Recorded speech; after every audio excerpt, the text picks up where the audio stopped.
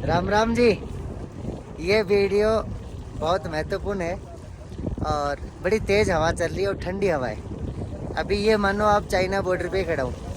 मेरे ठीक पीछे पेंगोंग लेक है और इतना साफ पानी है। थोड़ा आगे दिखाता हूँ मैं आपको। गौर करके देखेंगे ना तो बिल्कुल आगे तक भी पत्थर दिखेंगे आपको और आगे तक भी बिल्कुल साफ दिखेगा।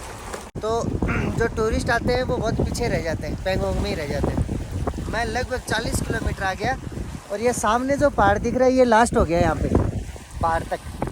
अब इससे आगे ये झील घूम गई लेफ्ट साइड में और सामने वो थोड़ी सी बर्फ़ डली हुई एक चोटी पे देखो।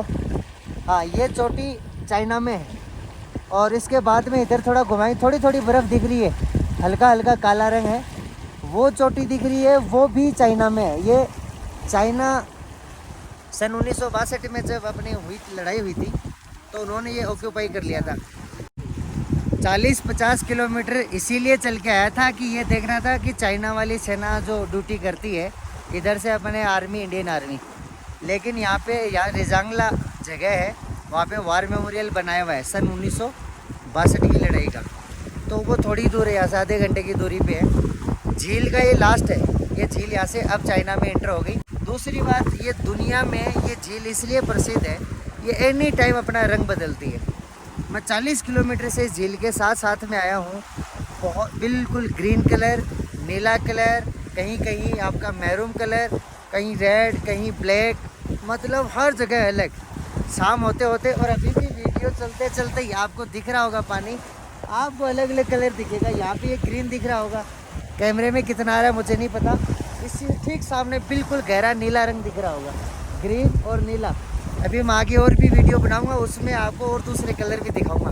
तो ये झील क्या है कि लगातार कलर बदलती रहती है। इसके बाद में जो 3 इडियट मूवी शूट हुई थी तो उसमें पूरी झील के किनारे किनारे ये स्कूटर और ये रखे हुए हैं, आपको दिखाता हूँ। तो लोग बाग फ़ोटो खिंचवाते हैं यहाँ आगे। ये लास्ट पॉइंट है, इससे पीछे 40 किलोमीटर तक ये बनाए हुए। तो यहाँ लोग बाग फ़ोटो खींच के और वो याद लेके जाते हैं।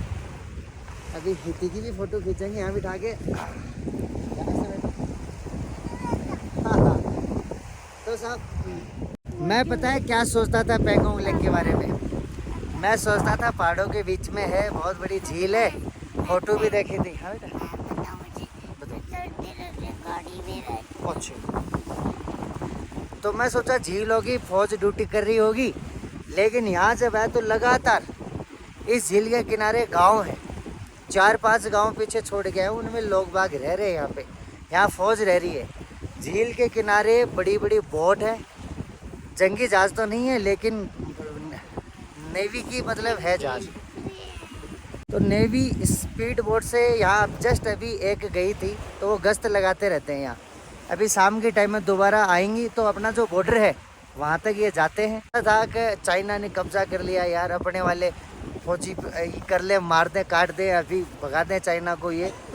लेकिन यहाँ वास्तव में आके यहाँ जी के देखा है, ये जितनी हाइट पे है और यहाँ की जो मतलब प्रकृति की जो चीज़ें बनी हुई है वो अनुकूल नहीं है और बिल्कुल सूखे सूखे पहाड़ है। अब तो बहुत अच्छा हो गया। तो यहाँ जो मैं सलाम करना चाहूँगा कि जो अपने जवान यहाँ रह रहे वो बहुत ज़बरदस्त। मैंने 2 बार ऑक्सीजन ले ली और इतना आसान नहीं है। मैं ये सोचता था, एक और मेरी ऐसी सोच थी कि यहाँ के लोकल लोगों के कुछ नहीं होता होगा, वो यहाँ हमेशा ही रहते हैं बचपन से, तो उनको तो आदत होती होगी। नहीं, मैं जब ऑक्सीजन लेने गया तो वहाँ पे लोकल लोग भी आगे हुए थे, तो डॉक्टर साहब उनको ऑक्सीजन दे रहा था, दवाई। तो यहाँ के लोकल लोगों को भी तकलीफ होती है, उनको तकलीफ होती है, लोकल लोगों को भी तकलीफ होती है।